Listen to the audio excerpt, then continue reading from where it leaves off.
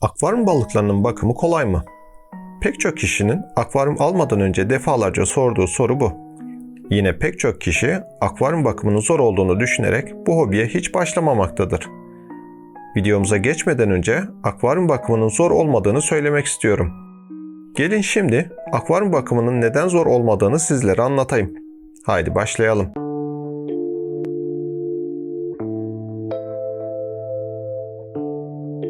Sevgili dostlar, her zaman olduğu gibi henüz videomuzun başındayken videomuzu beğenerek bize destek olmanızı rica ediyorum.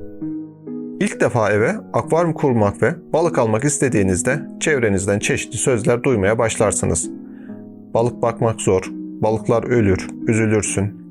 Akvaryum çok masraflı, evde koku yapıyor, evi su basar, zaten balık bakmasını bilmiyoruz gibi. Aslında bunların hepsi bahanedir. Ve balık beslemek sanıldığı kadar zor değildir. Pek çok kişinin geçmişten gelen deneyimleri balık beslemenin zor olduğu algısını oluşturmaktadır. Sizlere başka bir videomda kendi küçüklüğümde akvaryum bakımı için yaptığım hataları anlatmıştım. Ve bu hataları yapmak bile o dönemde beni çok fazla yoruyordu. Yani hiçbir şey yapmasam balıklar için daha faydalı iş yapmış olacaktım. Bilmeyenler için kısaca tekrar etmek istiyorum. Çocukluğumda akvaryumu temizlemek için önce balıkları kovaya alırdım. Sonrasında akvaryum suyunu boşaltır ve tüm malzemeleri çıkararak bu malzemeleri çeşmede yıkardım. Akvaryumu banyoya taşır, orada bir güzel yıkar ve sonra yerine koyardım. Çeşmeden suyu doldurur ve balıkları bu suya geri koyardım. Tabii böyle bir durumda balıklarımdan bazıları ölürdü. Aslında pek çok kişi hala akvaryum bakımının bu şekilde yapıldığını düşünüyor. Ancak bu saydıklarımın tamamı hatalı. Yanlış duymadınız. Küçükken akvaryumu temizlemek için yaptığım tüm bu davranışlar yanlış. Hemen sizlere bunun doğrusunu anlatayım. Öncelikle hiçbir zaman suyun tamamını boşaltmanıza ya da akvaryumu banyoya götürmenize gerek yok. Haftalık olarak yarım saatinizi ayırarak su değişimi yapmanız yeterlidir. Su değişimi, akvaryumdan belli bir miktar suyun çekilerek yerine taze suyun ilave edilmesidir. Normal bir akvaryum için akvaryumdan %20 su çekilmesi ve yerine taze su ilave edilmesi yeterlidir. Yani akvaryumunuzdan 5'te 1 oranında su çekeceksiniz. Ancak tamamını değiştirmek kesinlikle yok. Bu sizlerin haftalık olarak yarım saatinizi alacak bir durumdur. Ayda bir ya da 2 ayda bir filtreleri de temizlerseniz akvaryum bakımını tamamlamış olursunuz. Balık beslerken bir de günlük olarak yapmamız gereken şeyler vardır.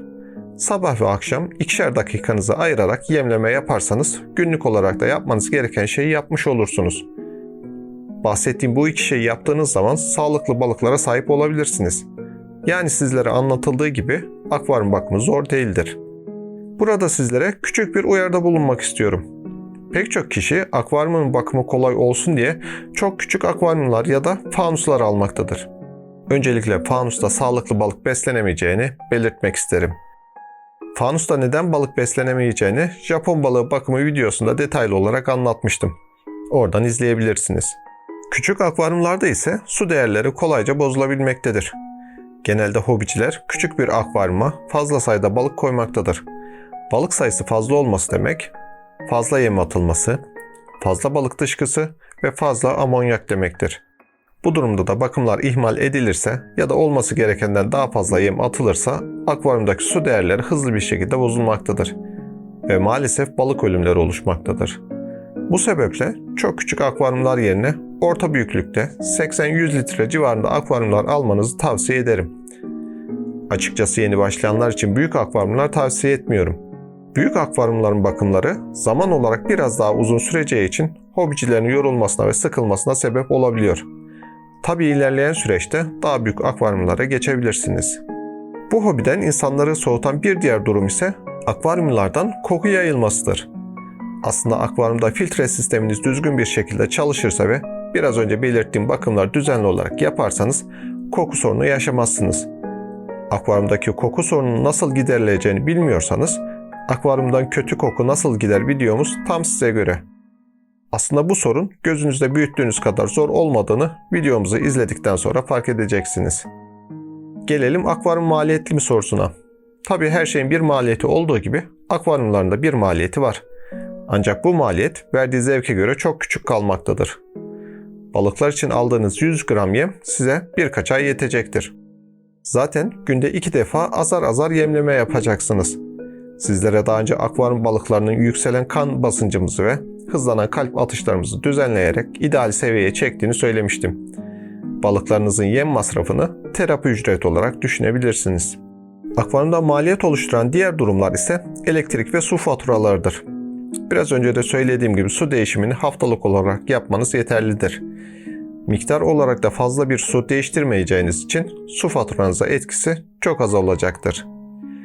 Elektrik maliyetini ise filtre motoru, ısıtıcı ve aydınlatma oluşturmaktadır. Küçük akvaryumlarda küçük boy filtreler kullanılmaktadır. Bu filtrelerin elektrik tüketimleri evimizdeki lambaların tüketimlerinden daha düşüktür. Bu sebeple de sanıldığı kadar fazla elektrik tüketmezler. Isıtıcılar ise termostatlı oldukları için ara ara çalışmaktadır. Açıkçası bahsetmiş olduğum 3 ürün içerisinde en çok ısıtıcılar elektrik kullanırlar. Ancak ısıtıcılar da sadece kışın 2-3 ay çalışmaktadır. Ayrıca Japon balığı gibi ev ortamında bakılabilen bir tür beslerseniz ısıtıcı maliyetiniz de olmayacaktır. Aydınlatma ise tamamen sizin seçiminiz doğrultusunda ilerleyen bir durumdur. Düşük tüketimli ürünler de tercih edebilirsiniz, çok yüksek tüketimli ürünler de. Genelde bitkili akvaryumla uğraşanlar yüksek tüketim gerçekleştiren lambalar kullanmaktadır.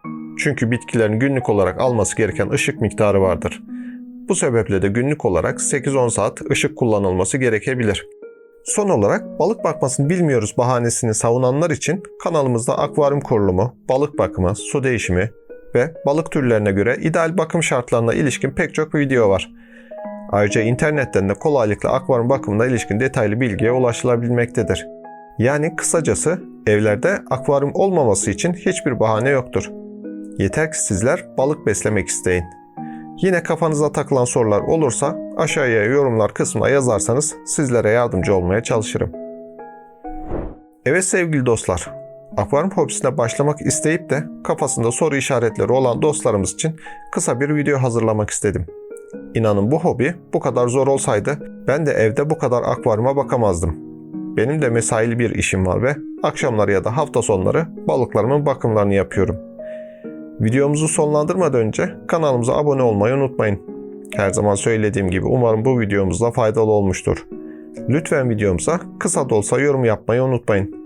Yapacağınız yorumlarla videolarımız daha çok hobiciye ulaşacak. Akvaryum kültüründen sevgiler, saygılar, zevkli hobiler.